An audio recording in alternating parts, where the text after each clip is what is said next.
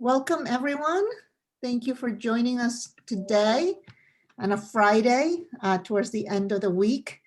I'm Tanya Wilcox. I'm the Program Director for Scholar and College Programs at TheDream.Us. And I know many of you were with us yesterday. So again, thanks for joining for a second day. We have here our teams, Adana, Candy, Hain, Elena, and Camila. Say hello, everybody. And for today's meeting, first of all, a little bit of a housekeeping.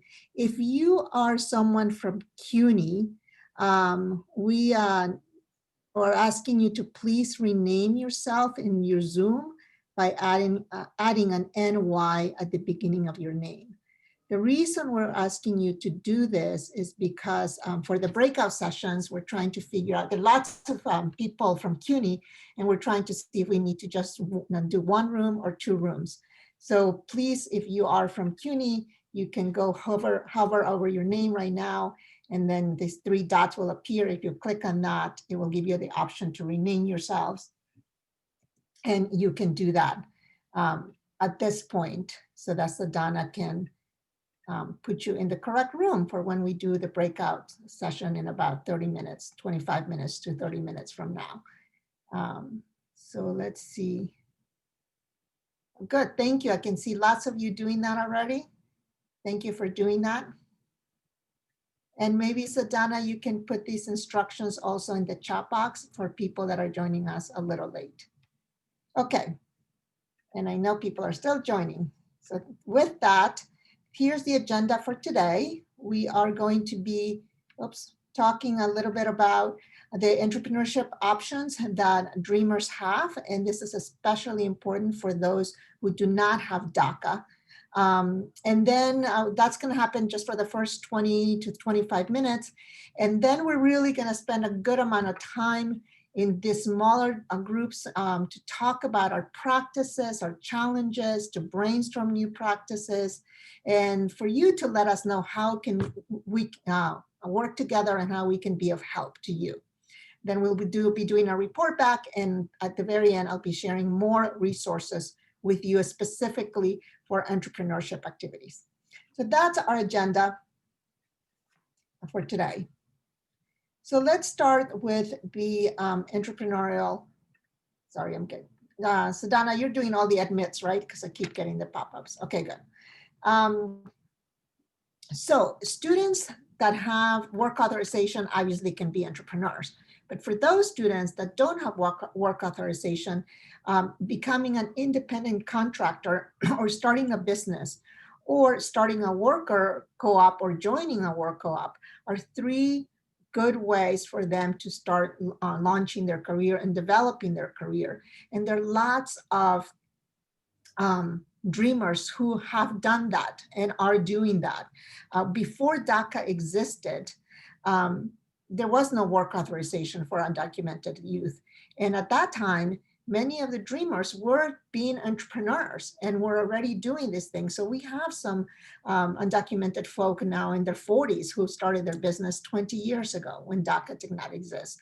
And oftentimes when those who are DACA and are so scared about DACA going away, which, you know, obviously it would be, it's something that would have an impact. It's good to remind them that they can still have a career by becoming an entrepreneur, and that they can pivot their majors to be able to start a career. It might not have been something that they had thought of before or something that they thought that they would do, but one thing that we know our dreamers are resilient and innovative and entrepreneurial. So they can do that pivot.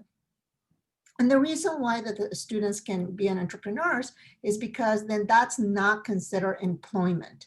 And therefore they do not need a Social Security in order to start those enterprises. And they do not need to have a work authorization at all.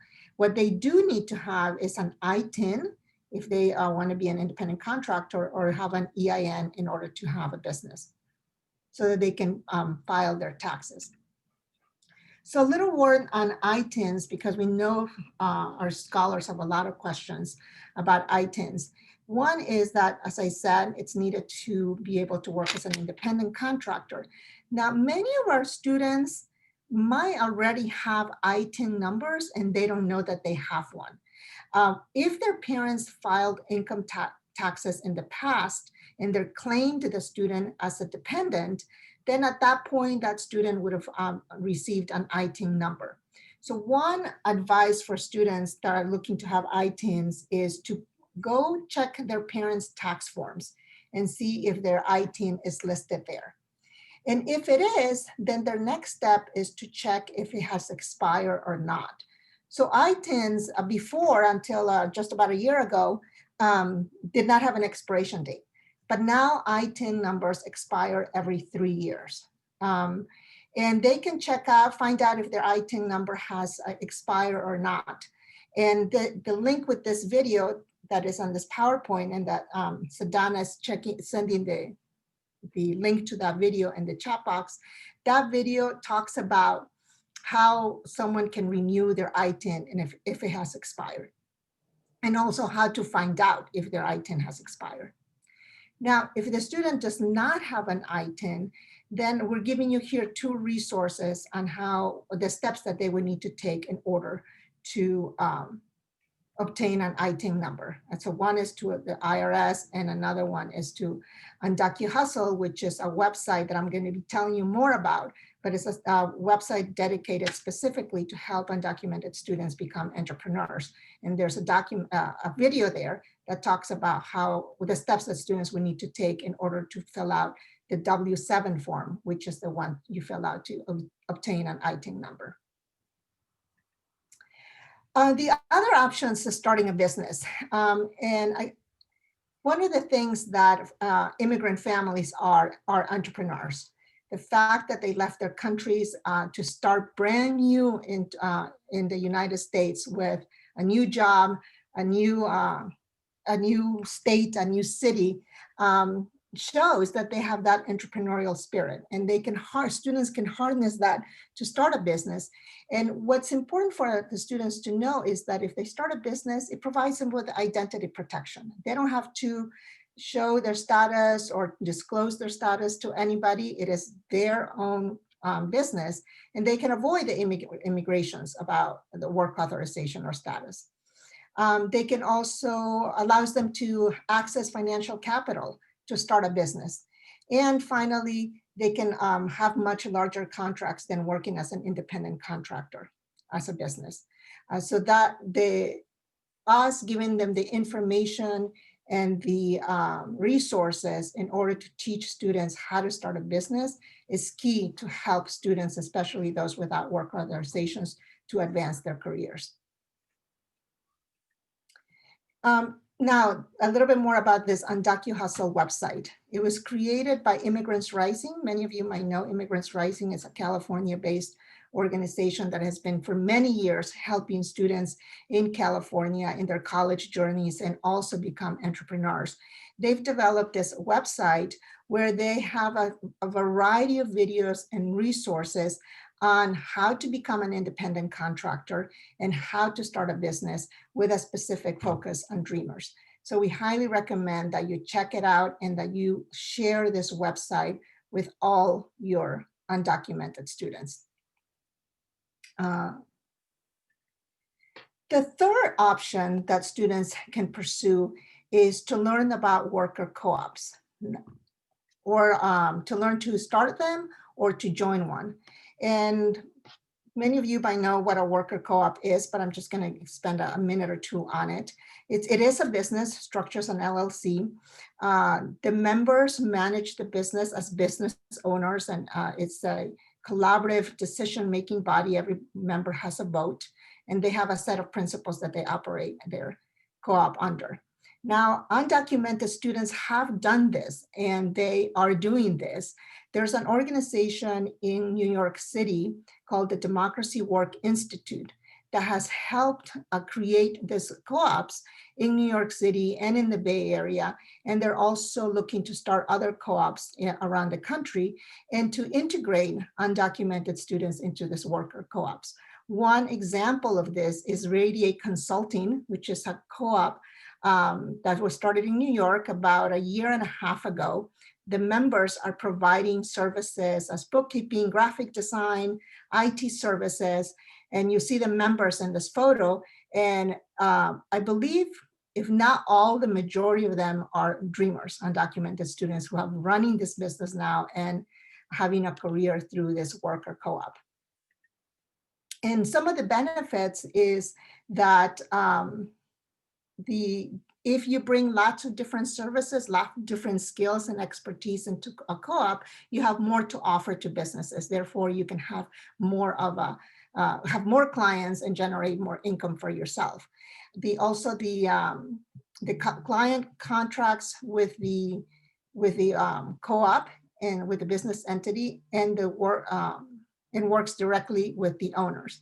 And the members are compensated as owners, not as employees or as independent contractors. And then also the co-op can have a backup back office that handles all the management things like paying taxes or billing or bookkeeping. So that's the support that co-op members can receive. We know that Democracy Institute is very interested in connecting with colleges or with other organizations that are interested in starting worker co-ops in their geographical areas. So if you're interested in pursuing that or learning more about that, we can certainly put you in touch with Democracy Institute. And that's one of the links I will share later on under resources on how you can contact them to start a conversation. Now, the other one is for the colleges themselves to create fellowships, paid fellowships that would be open to all dreamers regardless of work authorization. Yesterday, you heard Kim Nanez from TAMUSA talk about the fact that she was able to do this at TAMUSA, and many other colleges have also done this on their campuses. So it's possible and it's doable. The important thing is that the fellowship helps the student either pursue further their studies, what they're studying, or do research. So it has to be someone that benefits the student and develops them as a professional or their education, and not just straight work. And then the student can receive a stipend or a scholarship for that fellowship. And certainly these fellowships can be sponsored by your institutions, but also there might be other nonprofits in your area that are willing to sponsor these fellowships. So either you can try to do this yourselves with other departments in the school, or reach out to other nonprofits in your area that are willing to explore the idea of creating a fellowship.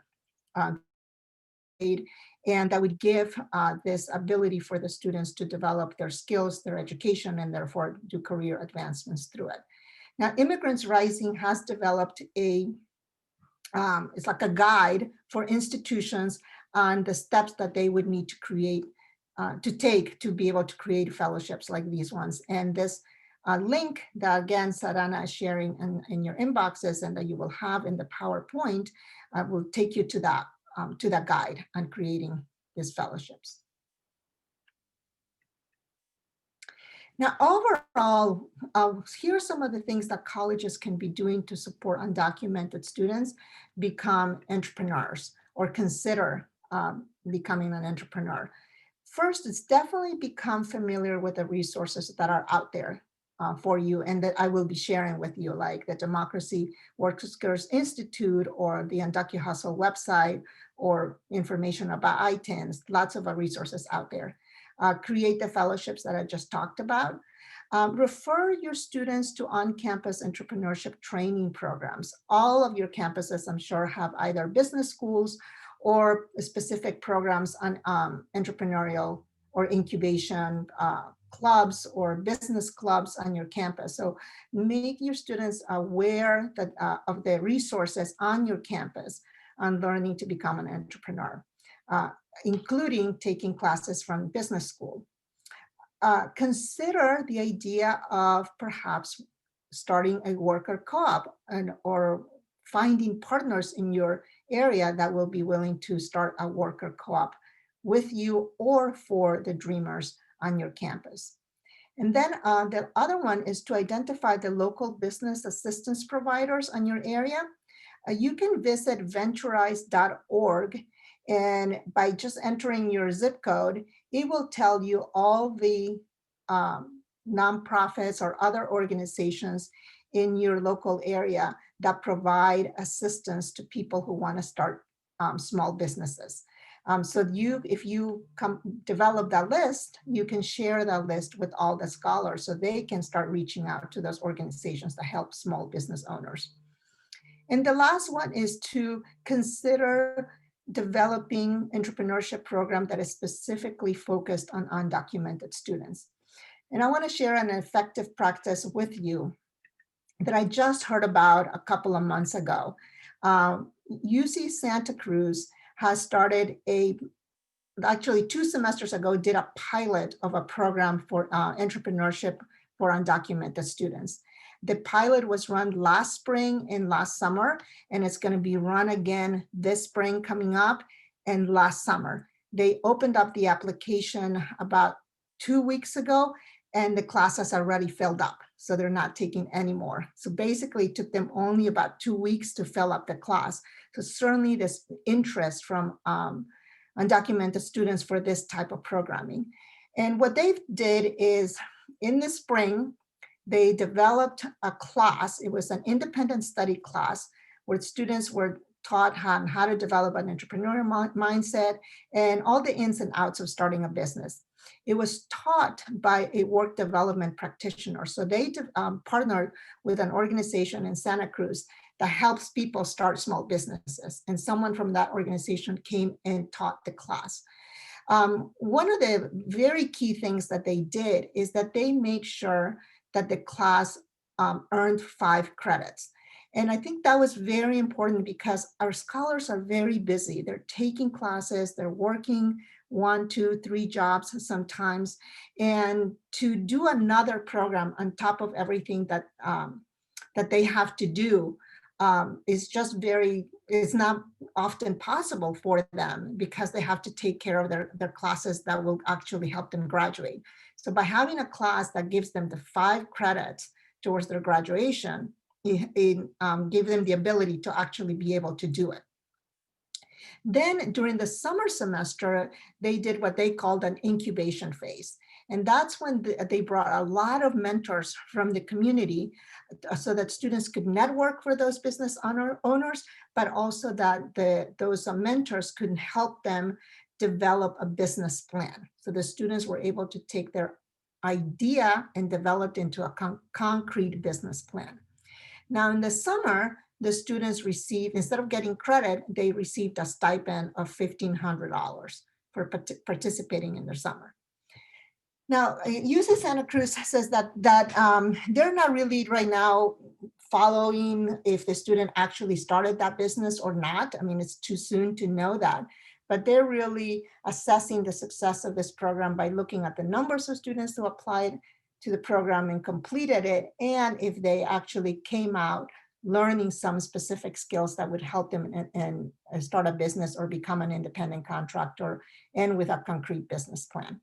So this is a fabulous program that they've developed. Their second round is just about to start in the spring, and they're just in learning mode right now still with this program, but they know that it's a need and that students are taking advantage of this offer. Now, the way that they put together this program is they've developed an organizing committee. You can see here the members of that organizing committee who push this forward within the institution. If you go to this link on this PowerPoint, again, that Sadhana will share, it will take you to the page that gives a little more information about the program. But some key components of this organizing committee that they told me about. One was to partner with an organization locally that does workforce development, and so they could bring their expertise in the instructor. and the mentors to the program. The other key person was to have a faculty member from the academic senate who would be able to shepherd the proposal for the class to be able to be a credit-bearing class. So it's important for the academic senate to be involved in order for the approval of the 5 credits. And the program coordinator, they hire a half-time program coordinator who was a graduate student in the business school, so that that person would be able to just, coordinate and promote the program, and the students had to apply for the program and that whole process. So definitely it takes some effort. But they're made it work, and it's happening right now. So I think this is a wonderful, effective practice that you can consider putting in place at your schools. So some specific resources for you to help students become entrepreneurs. For independent contractors or freelancers, you have here 4 resources. Immigrants Rising has a variety of resources on their website on entrepreneurship. There's also a Facebook group that you can see here, which is a community of immigrant and undocumented students who are entrepreneurs. So you can share this with your students. They can join this Facebook group. And I'm a member, so I've seen a lot of resources being shared to help for those students to share, to help each other in their businesses. The Freelancers Union provides a lot of online courses on entrepreneurship, and so does a Skillshare. So both organizations have online courses that are specific on becoming an entrepreneur. Then for the small business owners, you have a small business majority. That's where you can also find venturize.org, which helps you ID organizations in your local area that help small business owners. And they also provide training for small business owners. And then in terms of accessing capital, Opportunity Fund provides loans to low and moderate income immigrants, specifically for immigrants. So that's a good resource. And then if you're in California, based in California, then Mission Asset Fund also provides financial capital for low income individuals. Here's the link for Democracy at Work Institute. As I mentioned earlier, they are looking for other nonprofits or colleges that are wanting to work with them to help start worker co-ops in their locations. And then the last one is MALDEF, and this is actually, this is not related to entrepreneurship, but it's in this slide. And as I mentioned yesterday, if you were at yesterday's session, is MALDEF has brought lawsuits to employers who are discriminating against Dreamers by not hiring them. And if there's any stories or students that are facing that, you can refer them to MALDEF for them to get some advice. So hopefully you'll find all these resources helpful to you. Again, Sedana sharing all of those with you in the chat box. With that, I'm happy to take any questions. I don't know if in the chat box there are any questions that have come up, or we could do questions later. So Donna, do you see any questions, or I'll just give it a minute for people to come up with any questions they might have.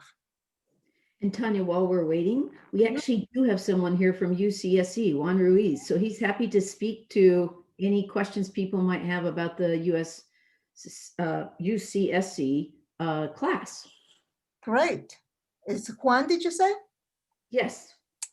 Juan. Yes, I am here. Thank you for mentioning the program. Thank you for having me, for all the wonderful work you've all been doing and all the resources you're sharing. So if I can answer any questions, you were quite accurate, Tanya, in displaying our program.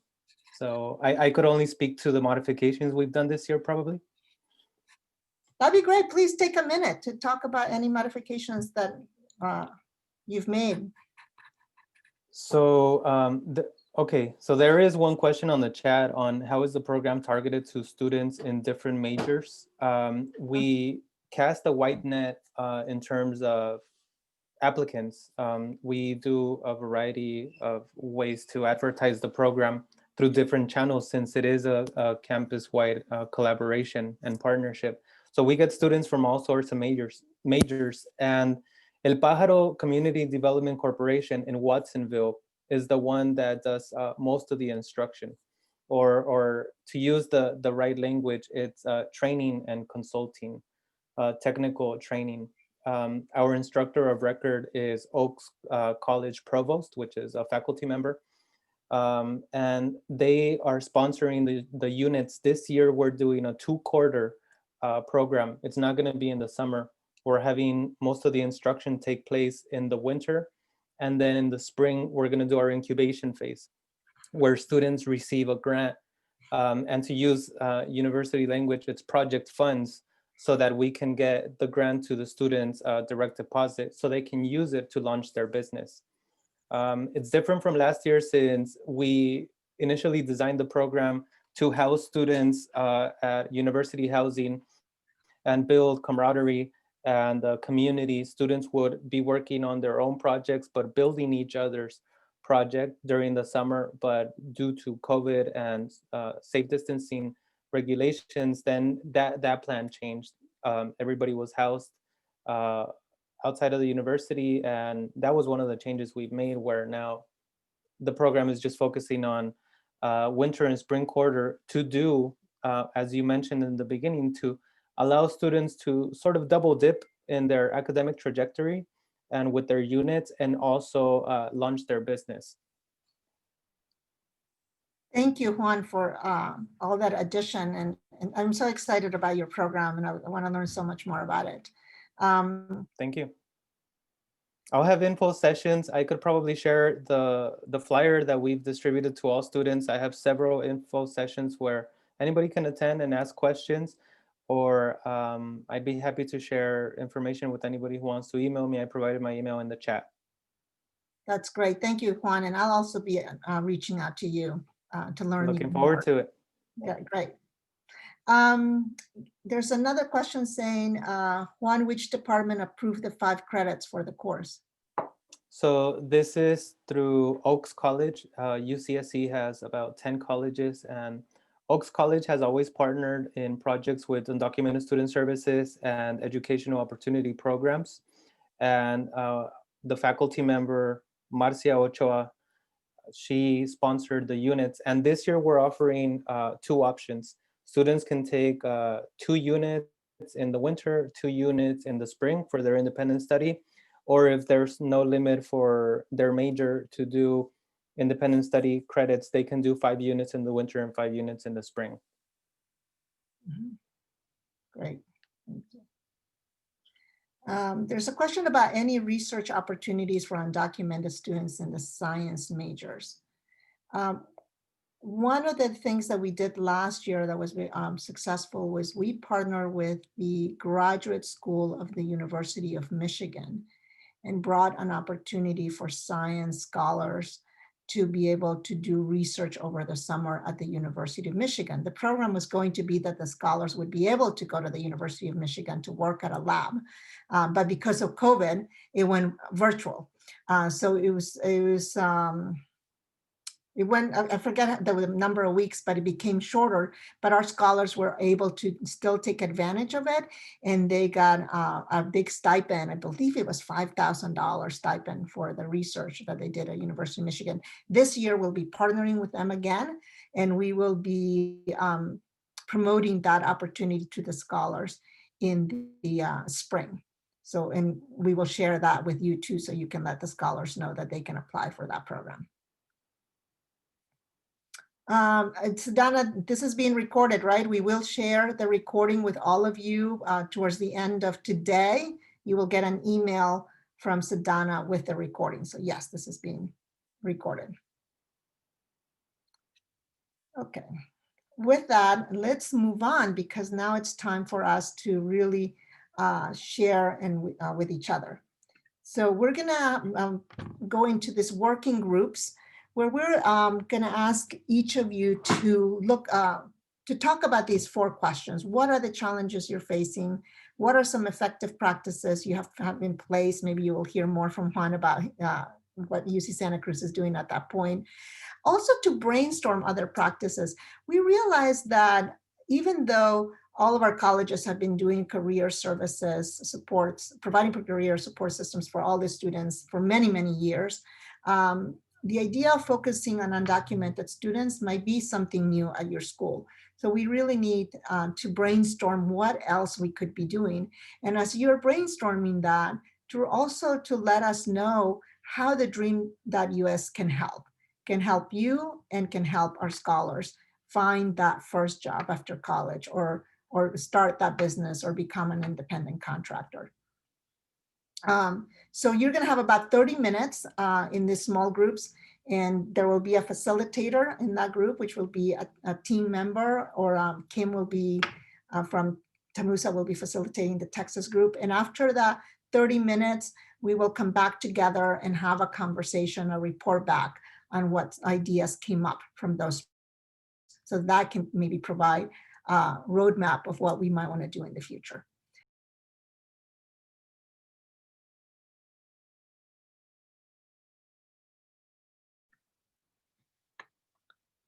Great, it looks like everyone's back. I hope we had really good conversations in your groups. We certainly did in our group. So Donna, since you know the groups that we had, can you tell us, maybe we're going to do a little report back now. We can start with one of the three groups. So the first group was you and Camilla. And then the second group was Hayne and Elena, and then Candy and Kim. Great. So why don't we go ahead, Pao, do you want to go ahead and start us off from our group? Sure. So in terms of challenges, relationship building was an important thing to work on. And one of the members in our group talked about that with regard to within the institution to meet. There was a need to meet to ensure accountability across the institution for Dream.Us. And then CARES Act funds. A positive note is that they were actually able to use CARES Act funding to use it for internship opportunities. The university became the employer of record, and that basically they did something so that on the back end, when they swept the accounts, they were able to pay undocumented students. There's a difficulty in identifying opportunities for undocumented students in general. But the key to that is really entrepreneurship for undocumented students.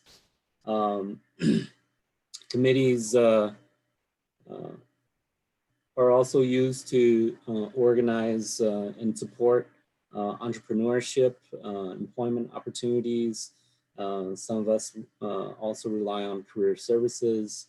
And then the website that the Dream.Us, so the Scholar Hub, there's going to be career connections, and that can be linked from our career services website as a resource. And then one of the members in our group also mentioned that the concept of co-ops seems to be much more doable than actually entrepreneurship for each individual students, each individual graduate. And then of course, there's a need to look for more partnerships and more internship opportunities. Thank you, Pao, and just to add a couple of things to that is UNT Dallas talked a lot about partnering with other organizations locally to bring entrepreneurship, education, and opportunities to their campus. So they talked about partnering with the U.S. Small Business Association, with an organization called SCORE to bring mentors, with a business incubator center in Dallas, also an organization called Fiber, FIBERR.com, to bring training on entrepreneurship. So the whole concept of using your local resources to find partnerships to bring these opportunities to the students. That was a key effective practice that was shared. And certainly the big challenge is helping students that don't have the work authorization. So that was that. Thank you, Pao, for reporting back. Next one was who's Hayne, you said, Savannah? Yep, Hayne and Elena's room. Yes, so I will present on behalf of our group. So for our group, we had a more focused discussion on the challenges. As we saw that across campuses, there were a lot of institutional challenges in implementing best practices. So certainly a key question that came up was this question around raising funds and dispersing funds through the actual institution directly to students, or students, especially for without work authorization, and better understanding how that logistically happens on campus. We also raised Sandy Eprarouk also raised the question of making sure students are aware of the different types of internship opportunities available for them, finding that some students who, end up on these more nonprofit tracks wind up in job opportunities that are not necessarily financially in their best interest, so working for free for an internship, for example, and making sure students are fully aware as an undocumented student, the types of opportunities that are available to them. We also talked about, in terms of, in this time of COVID, the increased challenges of creating curriculum for undocumented career pathways on campus and engaging students, and this difficulty in actually engaging students in this work during this time. We also talked about, Gregor from MSU Denver mentioned the challenges of licensure. So New Jersey, for example, has recently announced that they are extending professional licensure to undocumented students. The same cannot be said for Colorado. Certainly in New York, things are also very murky. So how do we educate students about taking that investment, for example, in graduate school and making that leap without necessarily some sort of guarantee that they'll be able to practice their profession after years of investment? So certainly in terms of resources needed, maybe not so necessarily on the college level, certainly we all can contribute, but advocacy at the state level to clarify what those processes are. Certainly Greg raised an interesting point that in Colorado, the application forms are very confusing in terms of whether or not students do actually require legal residency or citizenship, for example, and that creates a lot of confusion for undocumented immigrants. And then in terms of effective practices, Juan raised the town hall meetings and ally trainings, just having a space really for people to be able to share what they're going through and the challenges that they're experiencing. I think an important point that Juan also raised is this ambiguity around graduate school, the fact that there just isn't any type of nationwide conversation going on right now about resources available for graduate school for undocumented immigrants. And so maybe just even having a space where people can come together to share is helpful. And let's see, at CUNY, a best practice is, CUNY certainly has with citizenship now a very strong legal arm. So there is an immigration lawyer, an expert, an immigration law expert who visits campuses and shares their knowledge about their legal rights to undocumented students. And that has been very effective, just so that students are aware of what their rights are. And then in terms of what would be helpful, we had a couple of ideas here. One, Sandy from Baruch mentioned that still, especially maybe in departments like career resource centers, the education among staff around really the specifics of what DACA is, what TPS even is. There still needs to be a lot of ally training that needs to be done there, just so that the staff really understand what opportunities undocumented students have access to.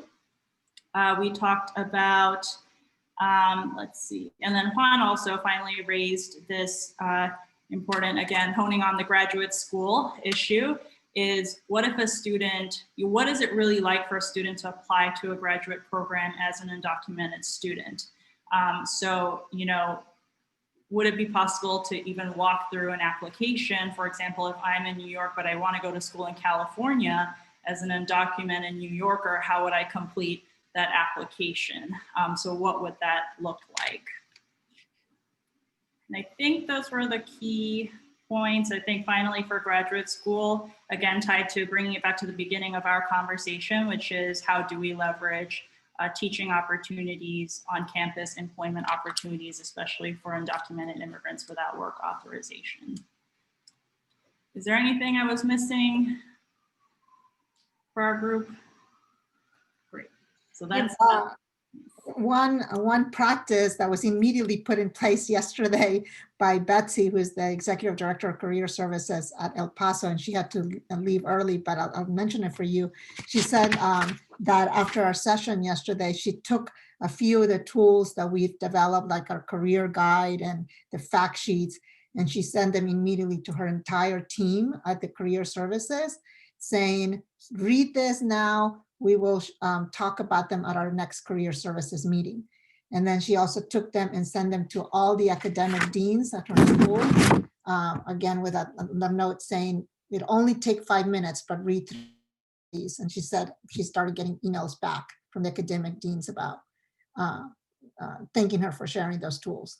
So it speaks to the need to educate, to keep educating everyone on the staff about this population. To Candy's and Kim's group. And Kim's gonna do the summary for us. Yes. Okay, so when we talked about challenges facing us, many people talked about postgraduate opportunities in relation to undocumented students. Like that's one of the challenges that people feel they're facing, as well as the students. And also, what about students that are in different majors where entrepreneurship might not be the best path? Like how do you have those conversations? How do we get more specific beyond entrepreneurship? And then we talked about licensure issues as well. Maybe in one state you can sit for an exam, and another state you can't. And somebody talked about, you know, a student seeing that on the news and thinking, well, I can sit for the exam in Texas in particular. And then it's like, no, you can't here, you know, so just kind of the differences state to state, and that things aren't the same across the nation even. So it becomes problematic when we're all seeming to do different things in each state. And then we talked about graduate school and how there's real problems with funding, which another group talked about in terms of funding graduate school for undocumented students or dreamers.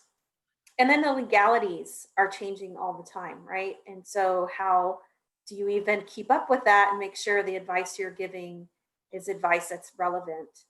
And then some good practices in place. We talked about the peer mentoring program at A&M San Antonio. And then Denise from John Jay talked about a really cool idea. It's a fellowship program. And there are 6 fellows. They get paid. I'm sorry, Denise, I could not hear the amount they get paid.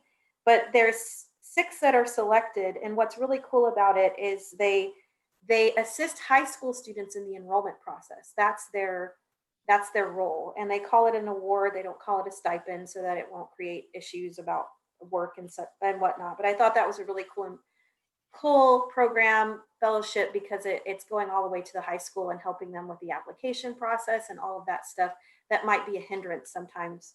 So I thought that was cool. She also talked about having some fellowships with nonprofits and how she's got that started. And then there was a shout out to Metropolitan State and their Immigrant Services Office and everything they're doing for their students. And then we talked about what can the Dream do to help. And I think we focused on like this kind of meeting and bringing career services people into the loop and having them participate and building on the relationship that we're creating today. Did I leave anything out? Great.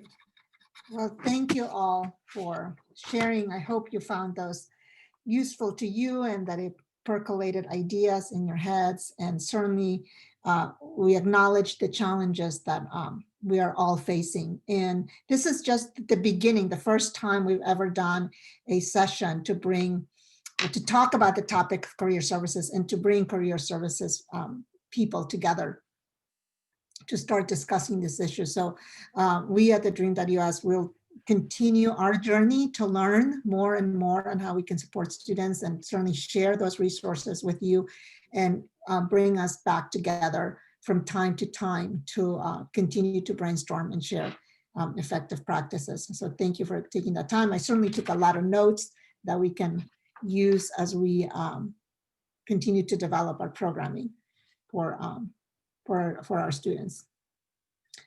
Before I move on, anybody want to say another word, anything that didn't get said that you feel like it has to be said or add? It's just a comment. I just want to say thank you for allowing us to have this forum to kind of share ideas and hear what other people are doing and to know what other people are doing. And then I go like, ooh, I should be doing that, you know? So it's helpful to get together and hear what other people are doing so that it's you know, we can move in the right direction to help these students. Right. So I thank you. echo Sandy's sentiments in that regard. Mhm. Mm-hmm. This is really great, very informative. Mm-hmm. Thank you. Anyone else? I will add, Tanya, that while certainly we have lots of partner colleges and it's hard to get to everyone, we all serve as relationship managers. Each of the members of the team has a portfolio of colleges, and I've already joined at least one of our career services meetings just to talk about the issue. So if it works on our calendars and we can do it, we're happy to attend your meeting, share what we might know. We don't pretend to be experts, but we can at least help generate discussion. And I've also done a session just for scholars at a particular college. And that was somewhat useful because it lets you really focus on the local geography. And as we've been talking, it very much depends on where you live, what it is you can do with your career. So we stand ready to help you. Don't hesitate to reach out. Yes, we'd love to host a meeting between the career services people and our scholars together and share some of these. So yes, Candy said, reach out to your relationship manager and we can do those. Maybe we should have a CUNY-wide event for this, for our career services. We have enough of us to kind of do something CUNY-wide. Mhm. I agree. Mm-hmm. So Tanya, who's the representative for CUNY again? Hayne, you got It is Hayne, right? Hank. Okay. I was trying to get a confirmation on that. Thank There you. we go. And And I've got a Hank, couple can you put people I'll your be email introducing. in the chat box so I can reach out to you? Oh, we're about to lose. What's going on? No, we're still here. I just share my PowerPoint just for the last couple of slides as we wrap up. And I think with that, I just want to remind you to please upload any flyers, like for example, Juan, you were talking about more information that you have about your entrepreneurship program at UC Santa Cruz. So any information, please upload it to our Dropbox folder. Sedana is going to put that in the chat box right now too, but you'll get an email with the PowerPoint also so that you can grab this link. And everybody, please share, and then we will start highlighting some of these effective practices both in our PC Hub and also in our PC Weekly. And then all the resources we've been sharing over the past 2 days also exist on our website's PC Hub. So go to TheDream.Us, the PC Hub, and you'll find them under effective practices. And with that, I just want to share with you a message that we give our scholars all the time. This has been pretty hard times for all of us for a variety of reasons, but in particular to our scholars. And we keep reminding them that you belong. You belong in this country. The great majority of this population supports you, and that a college degree is absolutely worth pursuing.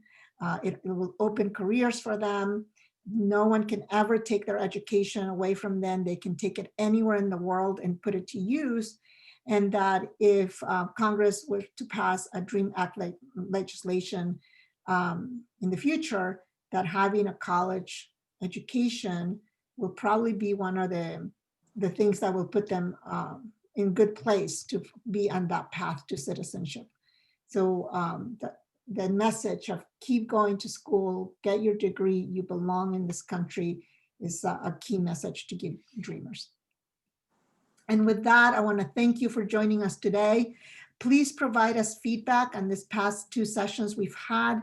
We're going to put a SurveyMonkey link right now in the chat box.